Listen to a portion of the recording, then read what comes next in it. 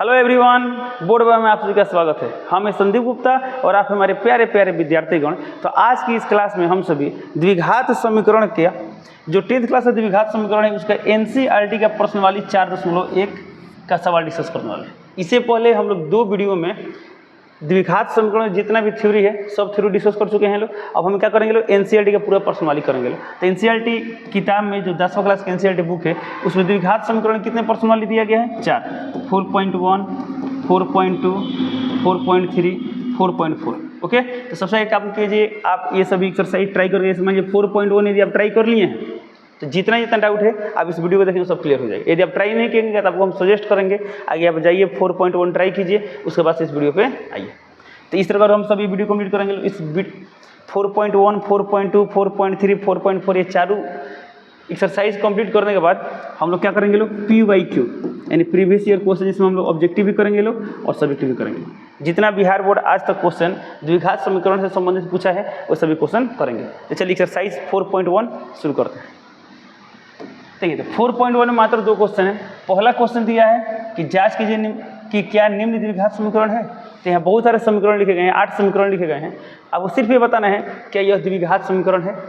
चलिए, अगला क्वेश्चन दिया गया, निम्न स्थितियों को द्विघात समीकरणों के रूप में निरूपित करें। तो यहाँ लैंग्वेज में कुछ सवाल दिए गए हैं, इन्हें सॉल्व नहीं करना, सिर्फ द्विघात समीकरण के रूप में निरूपित कर देना है। और आपको बता दें, कोई भी लैंग्वेज वाला क्वेश्चन है ना, आप उसको पढ़ के समझ कर यदि द्विघात समीकरण के रूप में निरूपित कर देंगे तो मानिए आप मेन काम कर दिए। क्योंकि अब द्विघात समीकरण के बाद आपको हल करना आता है, जब हल कर लेंगे तो आंसर मिल जाएगा। और लैंग्वेज वाला सवाल बिहार बोर्ड कुछ दिनों से क्या कर रहा है, फाइनल एग्जाम में 5 नंबर का पूछ रहा है। ओके, यानी एक लॉन्ग आंसर क्वेश्चन यहाँ से आता है, इसलिए भी ये बहुत इंपॉर्टेंट हो जाता है। तो चलिए शुरू करते हैं एक्सरसाइज 4.1। चलिए, तो सबसे पहला सवाल देखते हैं। यहाँ लिखा गया, जांच कीजिए कि क्या निम्न द्विघात समीकरण है। यानी यहाँ पर जो भी समीकरण दिए गए हैं क्या सब द्विघात समीकरण है। तो कैसे जांच करेंगे, तो चलिए शुरू करते हैं। क्वेश्चन नंबर 1, तो सवाल नंबर 1 दिया है, x + 1 का होल स्क्वायर = 2 × x - 3। तो हम क्या करेंगे, इसको पूरा सिंप्लीफाई करेंगे। सिंप्लीफाई करने के बाद एक साइड बराबर के बाद 0 रहता है, तो इधर वाले जो भी टर्म आएंगे यदि द्विघात बहुपद बन गया, क्या बन गया, द्विघात बहुपद बन गया, तो हम इसे द्विघात समीकरण बोलेंगे। यदि द्विघात बहुपद नहीं है तो द्विघात समीकरण नहीं बोलेंगे। सिंपल भाषा में बोलते हैं, यदि सिंप्लीफाई करने के बाद जो भी पद दिखाई दे उसमें आपको x² दिखाई दे रहा हो, चाहे x² से कम यानी x दिखाई दे रहा हो या कोई कांस्टेंट दिखाई दे रहा हो, यानी हाईएस्ट क्या दिखाई दे रहा हो, x² दिखाई दे रहा हो, तो द्विघात बहुपद होगा। मान लीजिए उसमें x² भी है और x की पावर 3 भी है, तो क्या द्विघात होगा? नहीं होगा। उस केस में घात क्या होता है, 3 हो जाता है ना, यानी द्विघात नहीं होगा। तो यदि x² वाला टर्म दिखाई दे और बाकी इससे छोटा हो या नहीं हो, उससे मतलब नहीं। यदि सिर्फ सबसे बड़ा x² हो यानी x की पावर 2 सबसे बड़ा वाला टर्म हो तो द्विघात होगा, तो द्विघात नहीं होगा। तो फिर इसको कैसे सॉल्व करेंगे, इसका उपाय क्या है, पूरे इसको सिंप्लीफाई कीजिए तब बताइए। बट अब बिना पूरा सिंप्लीफाई किए भी बता सकते हैं। कैसे बताएंगे तो भी हम आपको बताएंगे, क्योंकि एग्जाम में जब ये सवाल आएंगे ना, ऑब्जेक्टिव में आएंगे कि निम्नलिखित में कौन द्विघात समीकरण है। आप क्या करते हैं, पूरा कंप्लीट किए बिना, पूरा सिंप्लीफाई किए बिना भी आप बता सकते हैं द्विघात समीकरण है या नहीं है। चलिए शुरू करते हैं। जैसे थोड़ा एक काम करते हैं, बिना सिंप्लीफाई किए बताते हैं। अब बताइए, जब इसको हम सॉल्व करेंगे x + 1 का होल स्क्वायर, इसमें कहीं ना कहीं x² मिलेगा और बाकी जो भी पद मिलेंगे क्या मिलेंगे, x² से कम ही मिलेंगे। यानी x की पावर 2 है तो x की पावर 1 मिलेगा या कोई कांस्टेंट मिलेगा। ओके, यानी इसको हल करने से हाईएस्ट पावर वाला हमें क्या मिलेगा, x² मिलेगा। अब इसमें हमें क्या मिलेगा, 2x मिलेगा। ओके, तो अब देखिए इसमें कहीं x² वाला पद है नहीं है, लेकिन यहाँ पर है, तो पूरा सिंप्लीफाई करने के बाद हमें क्या मिलेगा, x² मिलेगा। इससे बड़ा तो कोई मिलेगा नहीं, तो इसका मतलब क्या है, द्विघात समीकरण है। ये वाला क्या है, ये द्विघात समीकरण है। ओके, तो बिना सॉल्व किए बता सकते हैं। थोड़ा सा सॉल्व होकर देखते हैं।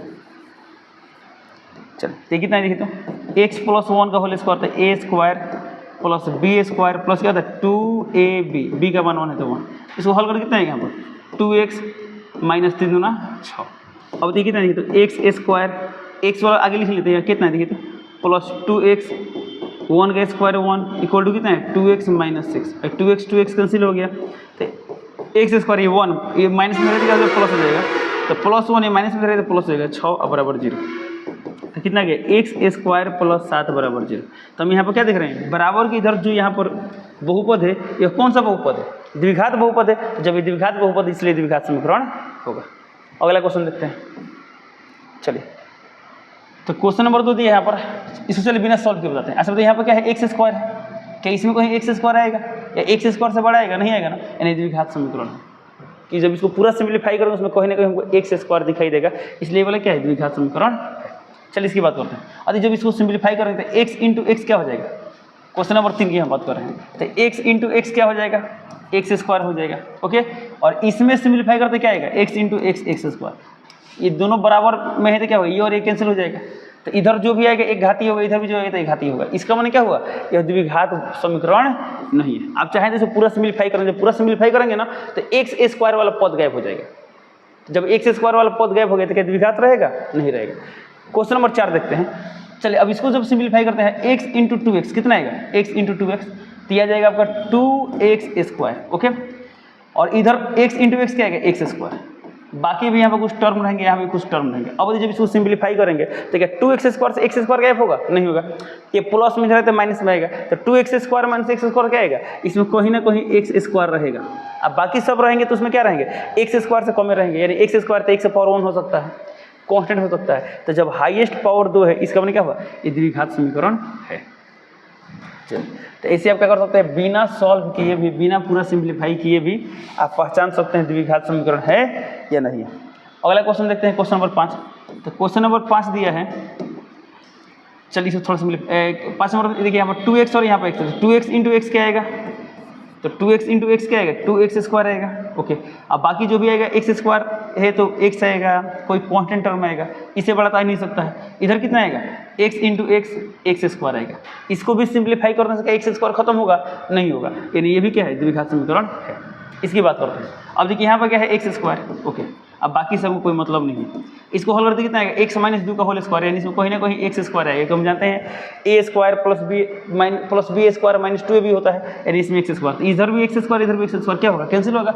जब एक्स स्क्वायर वाला पद पूरा कैंसिल हो गया तो क्या द्विघात रहेगा, नहीं रहेगा, यानी द्विघात समीकरण नहीं। क्वेश्चन नंबर 7 की बात करते हैं, x प्लस 2 के पावर 3। ओके, और जब x प्लस 2 के पावर 3 को हल करते हैं, x पावर कितना आएगा, 3 आएगा, यानी कहीं ना कहीं x पावर 3 रहेगा। अब बाकी इसमें एक्स स्क्वायर भी रहेगा, एक्स भी रहेगा, कांस्टेंट भी रहेगा, ठीक है, बट एक्स पावर 3 आ गया। अब इधर देखते हैं क्या आएगा, 2x इंटू एक्स स्क्वायर क्या आएगा, 2x क्यूब। यदि ये दोनों कैंसिल हो जाता ना, तब हम अगला पद चेक करते हैं कि कहीं एक्स स्क्वायर तो कैंसिल नहीं हो रहा है ना, बट ये दोनों कैंसिल हो रहे हैं, नहीं हो रहा है ना। जब ये दोनों कैंसिल नहीं हुए तो जब इसको सिंप्लीफाई करेंगे तब इसमें कहीं ना कहीं हमें एक्स क्यूब मिलेगा। तो जब एक्स क्यूब मिलेगा तो द्विघात रहेगा, त्रिघात रहेगा, त्रिघात हो जाएगा। बट हमको पहचाना था कि द्विघात समीकरण है, तो आंसर क्या है, द्विघात समीकरण नहीं है, यह त्रिघात समीकरण है। लास्ट सवाल देखते हैं 8 नंबर। यहाँ पर है एक्स क्यूब, क्या है, एक्स क्यूब। अब बताइए जब इसको सिंप्लीफाई करते हैं इसमें भी क्या आएगा, एक्स क्यूब आएगा, तो एक्स क्यूब इधर भी, एक्स क्यूब इधर भी, दोनों क्या होगा, कैंसिल हो जाएगा। तो एक्स क्यूब खत्म, अब आएगा बारी एक्स स्क्वायर का। हम देखते हैं एक्स स्क्वायर खत्म नहीं हो रहा है। यदि एक्स स्क्वायर खत्म हो गया तो द्विघात नहीं है, यदि एक्स स्क्वायर है तो द्विघात है। तो चेक करते हैं, तो फिर अगला टर्म क्या चेक करेंगे। तो यहाँ पर क्या है, -4x स्क्वायर। ओके, और कहीं एक्स स्क्वायर वाला है नहीं। अब बताइए a माइनस बी का होल क्यूब क्या होता है, ए क्यूब। तो ए क्यूब यानी इसका तो काम कर लिए हैं। फिर क्या होता है, -3a स्क्वायर बी। अच्छा, तो -3a स्क्वायर यानी एक्स स्क्वायर इंटू बी के मान दिया है 2। अब इसको सिंप्लीफाई करते हैं, -6x स्क्वायर। तो इधर है -6x स्क्वायर और इधर है -4x स्क्वायर। क्या हल करने से कैंसिल होंगे, नहीं होंगे। तो नहीं होंगे यानी इसमें कहीं ना कहीं एक्स स्क्वायर रहेगा, इसलिए क्या है, ये भी द्विघात समीकरण है। तो इस तरह हम लोग पहचानते हैं कौन द्विघात समीकरण है, कौन द्विघात समीकरण नहीं। चलते हैं अगले क्वेश्चन पे। चलिए अगला क्वेश्चन दिया है कि निम्न स्थितियों को द्विघात समीकरण के रूप में निरूपित करें। तो जब भी कोई भाषा वाला सवाल आएगा उसको ध्यान से पढ़ेंगे, और सवाल में जो पूछा रहेगा हमको नहीं पता उसको हमको एक्स मान लेंगे, मान लेंगे एक्स वाई जेड कुछ मान सकते हैं आप लोग, ठीक है। चलिए, तो इस टाइप के क्वेश्चन बनाने के 2 तरीके होते हैं। जैसे देखिए इसमें बिना सवाल पर हमें पता रहे, लंबाई दिया है, चौड़ाई दिया है, बोला लंबाई ज्ञात करें, चौड़ाई ज्ञात करें, तब लंबाई को एक्स मान लिया, चौड़ाई को वाई मान लिया। 2 कंडीशन को फुलफिल कराएंगे, द्विघात बनेगा। बट आप सिर्फ एक चर मान के भी बना सकते हैं। कैसे बना सकते हैं, तो शुरू करते हैं। सबसे पहला स्टेप क्या है, तो कोई भाषा वाला सवाल आएगा उसको ध्यान से पढ़ेंगे और जितना आपको समझ में आएगा उतना आप लिख लेंगे। ओके, इसलिए क्या दिया है, एक आयताकार भूखंड का क्षेत्रफल 528 मीटर स्क्वायर है। आप यहाँ पर लिख सकते हैं आयताकार भूखंड का क्षेत्रफल बराबर 528 मीटर स्क्वायर, ठीक है। अब इसको ऐसे भाषा में लिख सकते हैं, एरिया ऑफ आयताकार भूखंड, एरिया ऑफ आयताकार भूखंड बराबर कितना दिया है, 528 मीटर स्क्वायर। एक क्वेश्चन आपको दिया गया है। फिर बोला कि क्षेत्र की लंबाई चौड़ाई के 2 गुना से एक अधिक है। इसमें बोला गया क्षेत्र की लंबाई जो उसका लंबाई है चौड़ाई के 2 गुना से कितना अधिक है? 1 अधिक है। तो बोल रहा है लंबाई और चौड़ाई ज्ञात करें। अच्छा बताइए, इसमें लंबाई के बारे में दिया है कि लंबाई चौड़ाई के 2 गुना से 1 अधिक है, यानी अब क्या बोला गया है? लंबाई का मान क्या है? चौड़ाई का 2 गुना इंटू 2, और इससे 1 अधिक है तो प्लस 1 कर देंगे, यानी आपको ये सिचुएशन दिया गया है। तो अब देखिए वो चौड़ाई का मान पता रहता है, क्या लंबाई निकाल सकते हैं? निकाल सकते हैं। अब चौड़ाई नहीं पता है तो चौड़ाई के यदि हम x मान ले तो x इंटू 2 कितना है? 2x प्लस 1, ये क्या जाएगा? लंबाई। क्या जाएगा? लंबाई। यानी कहीं ना कहीं यदि चौड़ाई पता है तो हम क्या निकाल सकते हैं? लंबाई निकाल सकते हैं। और चौड़ाई तो पता है नहीं तो यहाँ लिख देंगे माना कि भूखंड की चौड़ाई, भूखंड की चौड़ाई कितना मान ले? x। अब भूखंड की चौड़ाई जब हम x मान लिए हैं तो लंबाई कितना है? तो यहाँ आप लिख सकते हैं, चूंकि ये लाइन लिख सकते हैं, कौन सा? चूंकि क्षेत्र की लंबाई चौड़ाई के 2 गुना से 1 अधिक है, लिख सकते हैं चूंकि क्षेत्र की लंबाई चौड़ाई के 2 गुने से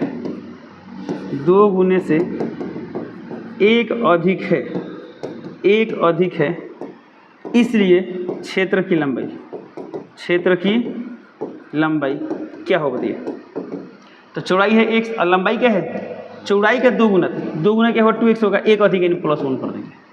तो लंबाई मिल गया, लंबाई चौड़ाई दोनों मिल गया, और क्षेत्रफल दिया है।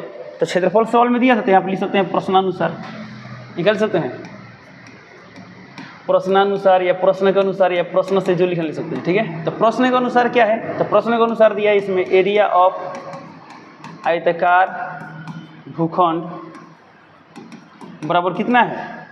528। तो 528 लिखिए। अब बताइए, तो आयताकार भूखंड का क्षेत्रफल क्या होता है? हम जानते हैं क्षेत्रफल क्या होता है? लंबाई इंटू चौड़ाई। यहाँ लिख देंगे लंबाई इंटू चौड़ाई बराबर कितना है? 528। तो 528।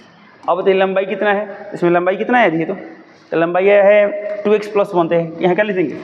2x प्लस 1 इंटू चौड़ाई कितना दिया है? x। तो यहाँ लिख देंगे x, अब बराबर में 528। तो 528। अभी कितना है? देखिए 2x into x, 2x square plus 1 into x, भाई प्लस में रहे तो माइनस में, तो माइनस 528 बराबर 0।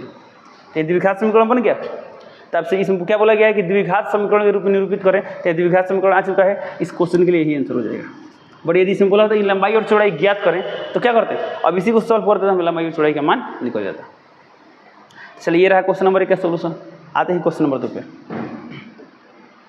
देखिए क्वेश्चन नंबर 2 दिया है, 2 क्रमागत धनात्मक पूर्णांकों का गुणनफल 306 है। क्रमागत माने क्या होता है? क्रमागत माने लगातार, और धनात्मक पूर्णांक समझ में रहा है जो प्लस में हो। तो 2 क्रमागत, मान लीजिए बोले 1 पूर्णांक है 5, तो 5 के बाद क्रमागत, तो क्रमागत माने तो मैंने जस्ट नजदीक यानी आगे आने वाला। तो 5 के बाद क्या आएगा? 6। मान बोले 7 क्या आएगा? 8। 9 के साथ क्रमागत पूर्णांक क्या है? 10। ठीक है, अब इधर यदि क्या होगा? 8। तो ये सभी क्या है? क्रमागत धन पूर्णांक है। ओके, इसे बोला गया है कि 2 क्रमागत धनात्मक पूर्णांकों का गुणनफल 306 है, हमें पूर्णांक को ज्ञात करना है। अब 2 धनात्मक पूर्णांक का गुणनफल क्या है? 306 है, वो हमें पूर्णांक ज्ञात करना है। वो पूर्णांक क्या हो सकता है? क्या वो पता है? मैं जब यहाँ रेमडम ले कि एगो 7 तो एगो 8, 7 8 56, क्या गुणा करना 56 आ रहा है? नहीं, तो ये आंसर नहीं होगा। फिर मैं सोचे कि नहीं 10 गुणे 11 110 का आंसर होगा। तो इस तरह हिट एंड रोल विधि अप्लाई करें तो यानी अनुमान विधि क्या होगा? बहुत लेंदी हो जाएगा। तो फिर से कोई तरीका क्या होगा? तो तरीका है, हमको नहीं पता है तो कुछ मान लेंगे, सिंपल सी बात है। तो चलिए इस क्वेश्चन को सॉल्व करते हैं। इसमें बोला गया कि 2 क्रमागत धनात्मक पूर्णांकों का गुणनफल 306 है, हमें पूर्णांक को ज्ञात करना है। ओके, चलिए देंगे माना कि धनात्मक क्या बोलते हैं? क्रमागत धनात्मक पूर्णांकों में पहला पूर्णांक मान ले, तो लिख देंगे माना कि पहला पूर्णांक। इसमें दोनों में से पहला पूर्णांक हमने कितना मान लिया? x। तो पहला पूर्णांक x मान लिए, तो इसलिए दूसरा पूर्णांक क्या होगा? दूसरा पूर्णांक क्या होगा? x plus 1। मानिए पहला है 10, तो दूसरा कितना है? 11। तो 10 से 11 कहाँ पाया? तो इसमें 1 बढ़ाएंगे तो पाया। पहला मान लीजिए रहता 50, तो दूसरा क्या होगा? तो पहला x तो दूसरा क्या होगा? x plus 1। जब 1 बढ़ाएंगे तभी नहीं आएगा। तो पहला पूर्णांक हमने मान लिया x, तो दूसरा पूर्णांक क्या होगा? x plus 1। और इसमें बोला गया था दोनों का दोनों क्या है? धनात्मक क्रमागत पूर्णांक है, तो क्रमागत है इसलिए हम क्रम से लिए हैं। ओके, तो इतना हमने मान लिया। अभी हम लिखेंगे प्रश्नानुसार। चलिए, तो प्रश्न के अनुसार बताइए इसमें क्या बोला गया है? तो दोनों पूर्णांकों का गुणनफल, लिख देंगे दोनों पूर्णांकों का गुणनफल बराबर 306, या सीधे यहाँ गुणा कर देंगे x इंटू x प्लस 1 बराबर 306। कि सवाल में बोला गया था कि दोनों पूर्णांकों का गुणनफल कितना है 306, तो यहाँ लिख दिया 306। और इसको सॉल्व करेंगे कितना है x into x square, x into 1x, अभी प्लस में रहे तो माइनस में, तो माइनस 306 बराबर 0 हो गया द्विघात समीकरण आंसर। तो ये रहा क्वेश्चन नंबर 2। आते हैं क्वेश्चन नंबर 3 पे। क्वेश्चन नंबर 3 दिया है रोहन की माँ उससे 26 वर्ष बड़ी है। ओके, तो क्वेश्चन नंबर 3 में क्या जानकारी दिया है कि रोहन की माँ जो है रोहन से कितनी वर्ष बड़ी है, 26 वर्ष बड़ी है। बोल रहा है उनकी आयु किस में लेना है, हमें वर्ष में लेना है। तो उनकी आयु का गुणनफल अब से 3 वर्ष बाद 360 हो जाएगा। यानी अभी जो उम्र है इसे 3 वर्ष बाद का उम्र लें और उम्रों का गुणनफल निकालें तो कितना हो जाएगा 360 हो जाएगा। तो बोल रहे रोहन की वर्तमान आयु ज्ञात कर। तो पूरा सवाल पढ़ के हमें क्या मिला, तो हमें निकालना है रोहन की वर्तमान आयु। अब रोहन की वर्तमान आयु क्या है नहीं पता है, तो इसको x मान लेंगे। तो यहाँ लिखेंगे माना कि रोहन की वर्तमान आयु बराबर x, यहाँ लिख सकते हैं वर्ष, x वर्ष आ गया। तो रोहन की वर्तमान आयु हमने कितना मान लिया, x वर्ष मान लिया। ओके, अब तो जब रोहन की वर्तमान आयु पता है और इसमें बोला गया है रोहन की माँ उससे 26 वर्ष बड़ी है, तो क्या रोहन की माँ की उम्र निकाल सकते हैं, बिल्कुल निकाल सकते हैं। तो यहाँ पर ये लाइन लिख देंगे, क्या लिख देंगे, चूँकि रोहन की माँ उससे 26 वर्ष बड़ी है। रोहन की माँ उससे कितनी वर्ष बड़ी है, 26 वर्ष बड़ी है, 26 वर्ष बड़ी है। इसलिए उसकी माँ की वर्तमान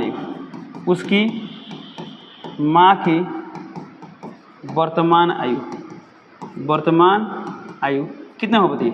तो रोहन का वर्तमान आयु 1 से और 26 वर्ष बड़ा है, तो इसमें 26 जोड़ देंगे तो x प्लस कितना हो जाएगा 26 वर्ष हो जाएगा।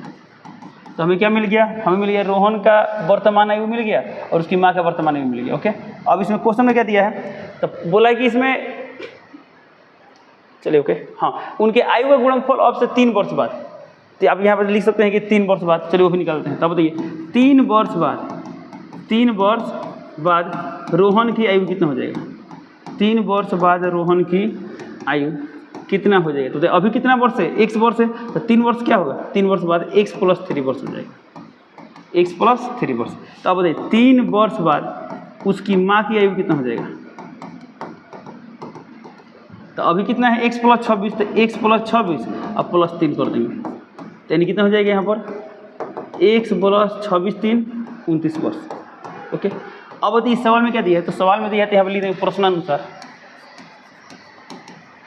प्रश्नानुसार 3 वर्ष बाद दोनों की उम्रों का गुणनफल। 3 वर्ष बाद रोहन का उम्र कितना है x प्लस 3 और उसकी माँ का उम्र कितना है x प्लस 29 और दोनों का गुणनफल। तो क्या लिखेंगे x plus 3 into x plus 29 और कितना दिया है गुणनफल, तो गुणनफल दिया है 360, यहाँ लिख देंगे 360। अब इसको मल्टीप्लाई करेंगे तो कितना आएगा यहाँ पर x into x square plus 29 x into 29 कितना आएगा 29x आएगा प्लस 3x, उसके बाद से प्लस 3 इंटू 9 3 27 7 3 9 6 2 8 87 आ गया बराबर यहाँ कितना है 360, तो 360। अब यहाँ कितना आ गया एक्स स्क्वायर प्लस 29 और 3 तो 9 3 12 32x अब प्लस 87 है, ये प्लस में रहते क्या हो जाएगा माइनस में, तो माइनस 360 बराबर 0। तो कितना गया एक्स स्क्वायर प्लस 32x, ये प्लस वाला छोटा है माइनस वाला बड़ा है, तो रिजल्ट माइनस में आएगा। तो कितना आएगा, तो 10 में से 7 गया 3, 5 में से 8 तो 15 में से 8 कितना आएगा 7 और 3 है तो यहाँ 2 हो जाएगा, तो 273, यहाँ 0 है तो 0। तो ये आ गया आपका द्विघात समीकरण हो गया आंसर। चलिए तो क्वेश्चन नंबर 3 हो गया। अब क्वेश्चन नंबर 4 देखते हैं। क्वेश्चन नंबर 4 यानी लास्ट सवाल है। तो क्वेश्चन नंबर 4 दिए इसमें एक रेलगाड़ी 480 किलोमीटर की दूरी समान चाल से तय करती है, यानी एक समान चाल से जा रही है। यदि इसकी चाल 8 किलोमीटर प्रति घंटा कम होती तो उसी दूरी को तय करने में 3 घंटा अधिक समय लेती। रेलगाड़ी की चाल ज्ञात करें। अब पूरा सवाल पढ़ के क्या पता लगा, तो हमें निकालना है रेलगाड़ी की चाल। क्या निकालना है रेलगाड़ी की चाल, वो चाल तो पता है नहीं, तो उसे हम कुछ मान लेंगे। तो क्या मान लेते हैं एक्स, तो यहाँ लिख देंगे माना कि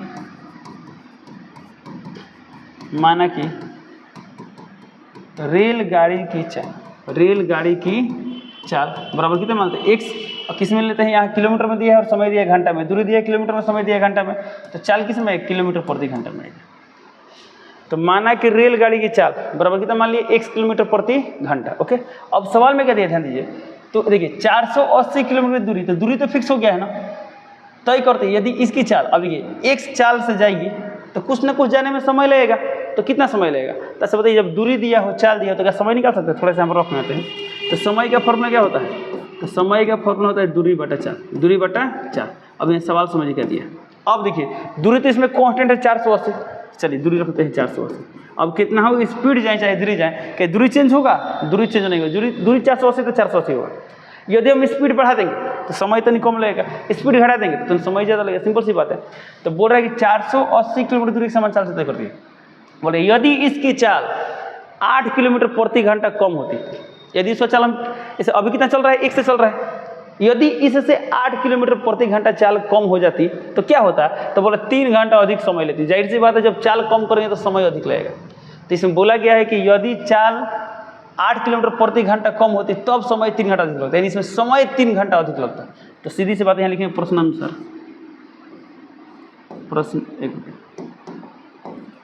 प्रश्नानुसार।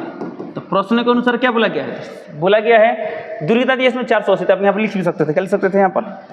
आप यहाँ पर लिख सकते थे दूरी चाल इतना दिया है और दूरी कितना दिया है, तो यहाँ लिख देंगे दूरी बराबर 480 किलोमीटर। ओके, अब देखिए प्रश्न के अनुसार तो इसमें क्या बोला गया है, यदि चाल 8 किलोमीटर प्रति घंटा कम होती तो दूरी तय करने में 3 घंटा अधिक समय लगता है, 3 घंटा अधिक समय लगता है। यानी यदि x चाल से चले तो जितना समय लगेगा उससे क्या होगा, x - 8 से चले तो क्या होगा, 3 घंटा अधिक समय लगेगा। ओके, तो यानी यहाँ पर आप लिख सकते हैं, क्या लिख सकते हैं? तो लिख सकते हैं 8 किलोमीटर प्रति घंटा चाल कम होती, यानी चाल कितना है x, तो x - 8 किलोमीटर प्रति घंटा की चाल से जाने पर लगा समय, इसका मतलब क्या हुआ, चाल है x, तो x से क्या करें, x - 8 करें, तो इससे जाने में लगा समय क्या होगा, 3 घंटा अधिक होगा। किससे? जब इस चाल से जाएंगे तब। यानी यहाँ क्या होगा, x किलोमीटर प्रति घंटा की चाल से जाने पर लगा समय। चलो थोड़ा ध्यान दीजिए, देखिए तो फिर से बता दें, x - 8 अब चाल कम किए तो समय ज़्यादा लगेगा। कितना समय ज़्यादा लगेगा? तो यदि x - 8 की चाल से जाए तो जो समय लगेगा ना, समय, उस समय का मान क्या होगा, x की चाल से जाने में लगा समय प्लस कितना हो जाएगा, तो इसमें कितना घंटा लगता है, 3 घंटा। ध्यान लिखते हैं +3। ये रहा फॉर्मेट। ये लाइन आप कहीं रफ में भी कर सकते हैं। इसके बाद वाला जो लाइन है वो बहुत इंपॉर्टेंट लाइन होगा। तो इसके बाद वाला लाइन क्या होता है, देखिए तो इसमें क्या दी गई थी, इसमें लगा समय, हमें क्या निकालना है, समय निकालना है। तो समय कैसे निकालेंगे, तो समय का फॉर्मूला क्या होता है, दूरी बटा चाल। तो दूरी इसमें कितना दिया है, दूरी इसमें दिया है 480, तो 480 बटा चाल, इसमें चाल कितना दिया है, x - 8, तो x - 8 बराबर। यहाँ भी दूरी कितना होगा 480, बट चाल कितना दिया है x, तो x। अब यहाँ +3 दिया है तो 3। तो इसके बाद यहाँ पर आया है, तो क्यों आया है, लिख देंगे चूँकि समय बराबर क्या होता है, दूरी बटा चाल, लिख देंगे दूरी बटा चाल। वो समझने वाला समझ लेगा कि कैसे इसके बाद से आप बदलाव किए हैं। अब इसे थोड़ा सिंप्लीफाई करते हैं। अब क्या करेंगे, सिंप्लीफाई। तो सिंप्लीफाई कैसे करें, चलिए ये कितना दिया, तो 480 बटा x - 8 बराबर, इसका एलसीएम कितना आएगा, यहाँ पर x आएगा, तो ये कितना आएगा 480 या +3x। अब क्रॉस मल्टीप्लाई करा देंगे, तो क्रॉस मल्टीप्लीकेशन के बाद क्या मिलेगा, यहाँ पर कितना आएगा, इधर इसको इधर मल्टीप्लाई करें तो चला, इसको मल्टीप्लाई करते हैं ताकि x² टर्म में इधर मिल जाएगा। तो यहाँ पर कितना है, x - 8 और यहाँ पर कितना है 480 + 3x बराबर, इसको मल्टीप्लाई करें तो 480x। चलिए तो कितना आएगा, x × 480, तो 480x, फिर x × इतना तो 3x², फिर माइनस प्लस माइनस, 8 हटाएंगे 64 4, 8 से 32, 32 6, 38, यहाँ 0 है तो 0 हो जाएगा। अब फिर इसको गुणा करें तो प्लस माइनस माइनस, 8 3 के 24, कितना आएगा 24x आएगा बराबर कितना है 480। तो 480 x है ना, तो 480x 480x कैंसिल हो जाएगा, तो यहाँ कितना बचेगा, तो यहाँ बचेगा 3x² - 24x, यहाँ कितना देखिए तो -3840, यानी कि -3840 बराबर 0। क्या इसमें 3 कॉमन ले सकते हैं, देखिए तो यहाँ पर कितना 8 4 12 3 15, जी बिल्कुल, ये भी 3 से कट जाएगा। तो सब इसमें से 3 कॉमन ले लेते हैं, कितना आएगा x² - 8x माइनस 3 कम 3 3 दूना 6 2 3 24 जीरो, यानी कितना आ गया x square minus 8x minus 1280 बराबर जीरो। ये हुआ आंसर। इस तरह के ये क्या होता है, कंप्लीट होता है। चलिए, तो इसी के साथ प्रश्न वाली 4.1 कंप्लीट होता है। तो मिलते हैं अगले क्लास में, तब तक के लिए जय हिंद।